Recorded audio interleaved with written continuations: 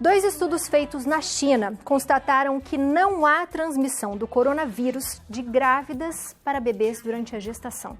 É uma ótima notícia, porque tem muita mamãe preocupada. O artigo mais recente analisou o caso de 4 mães que estavam infectadas, mas os seus bebês nasceram saudáveis.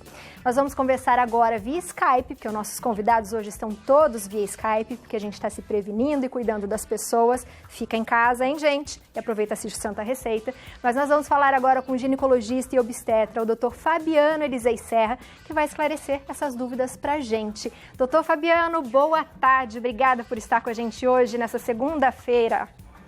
Oi, Abiane. Boa tarde. Obrigado. É uma pena que a gente esteja tão distante hoje, mas estou bem contente de ainda assim poder participar e poder levar informação de qualidade para as pessoas. Muito obrigada. Vamos lá. Olha, eu tenho várias perguntas. A primeira delas é um pouco ampla, mas é para a gente entrar um pouco nesse assunto. A gente já começou falando que, segundo as pesquisas, a mamãe não infecta o bebê. O que a gente precisa saber de gestantes e bebês em relação ao coronavírus? Sabe o que é bacana, Biane? Realmente os estudos, ao contrário do que a gente tem com o vírus influenza, por exemplo, que é quando começou aquela crise do H1N1, você deve se lembrar bem, a gente não tem essa mesma comprovação relacionada ao coronavírus, ao SARS-CoV-2, que é o vírus que causa Covid-19, que é essa doença que está todo mundo amedrontado aí. E aí as gestantes, apesar de serem grupo de risco em outras situações, em outras infecções respiratórias, neste momento, para o coronavírus, não parece ser um grupo de risco e os estudos têm mostrado que elas evoluem naturalmente como uma pessoa jovem, sadia, sem outras complicações. O que eu acho que é importante a gente salientar aqui, Abiane, é a respeito de que a gestante tem uma imunidade um pouquinho mais reduzida, né? Por conta da gestação e por alterações que são naturais, fisiológicas da gestação. Então ela deve sim ter um cuidado a mais, apesar de não se enquadrar num grupo de risco no momento ainda, tá certo? Muito bom. Eu estava pensando, a gente tem várias perguntas, mas eu pensei muito, eu tenho colegas, amigas que estão para ganhar nenê. E aí a preocupação é como eu vou até o hospital, né? Eu devo ir com luva, né? Eu devo ir toda prevenida. Quem pode estar comigo ali? Será uma outra porta para que eu possa entrar, um outro caminho para que as grávidas passem, porque os hospitais estão lotados. Então, quais são esses cuidados para quem está para ter bebê? Elas precisam ter, principalmente na hora de ir para o hospital. Biane, um grande mito que existe é a respeito do uso de máscara. Todo mundo acha que usar a máscara vai se proteger. Na verdade, a máscara ela tem indicação para aquelas pessoas que já estão doentes, para que ela não dissemine o vírus. Então, tem muita gente colocando máscara para ir ao supermercado, para ir em qualquer lugar que seja necessário. E a máscara, a gente sabe que ela serve para proteção de grupos de risco ou daquelas pessoas que já estão doentes. Então, quem está doente tem que usar a máscara justamente para não transmitir a outras pessoas. Para as gestantes que estão para ganhar bebê, uma coisa que é importante orientar é que se ela tiver um contato com o obstetra bem próximo, o momento adequado de ir ao pronto-socorro também deve ser trabalhado, para a gente avaliar se realmente aquelas contrações traduzem para a gente um trabalho de parto ou se ainda não é o momento de buscar ajuda, né? E observando isso, chegando no pronto-socorro, as maternidades têm se adequado, têm tentado deixar esse grupo que está infectado com infecções respiratórias em geral, porque a gente às vezes não consegue distinguir o que é Covid-19 e o que são outras infecções respiratórias, mas os hospitais têm separado, em geral têm feito salas especiais para atendimento dessas pacientes.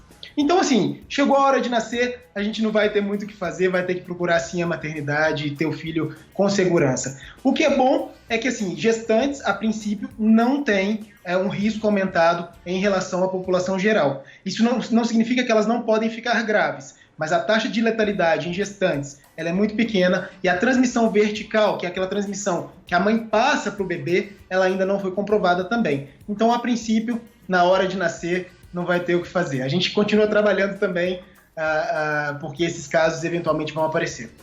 E a mamãe que de repente já está com o coronavírus, o que ela tem que se preocupar com o bebê que acaba de nascer? Nossa, essa pergunta é muito importante, Abiane, porque isso é uma grande dúvida se as pessoas devem ou não amamentar. E o que tem mostrado, os estudos têm mostrado, e a China presenciou, a Itália agora também, é que mulheres que tiveram bebês, elas não estão contraindicadas, a princípio, a amamentar. elas podem sim amamentar, desde que os hábitos de higiene e uso de máscara, nesse momento, considerando que a mãe está infectada, ela tem que usar a máscara, então deve ser feito antes da amamentação. Não existe ainda nenhuma orientação no sentido de separar mãe e bebê.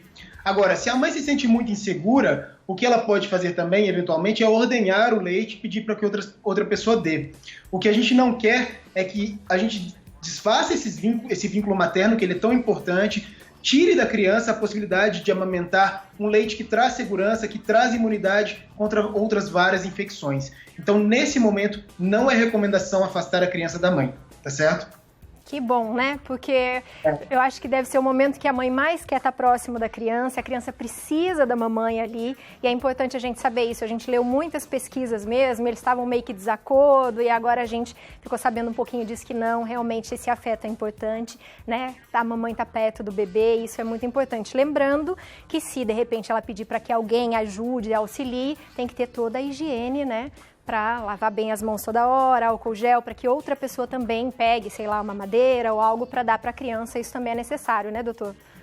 Isso, e se eventualmente a puérpera, aquela mulher que acabou de ter bebê, ficar grave, tiver algum sinal de gravidade, precisar, por exemplo, às vezes ser entubado ou alguma internação, aí sim, nesses casos, a gente talvez tenha que entrar com outras medidas. Se a equipe de saúde também não se sentir segura para manter a amamentação, também pode ser uma outra situação em que a gente contraindique. Mas, a princípio, a amamentação garantida para essas mamães.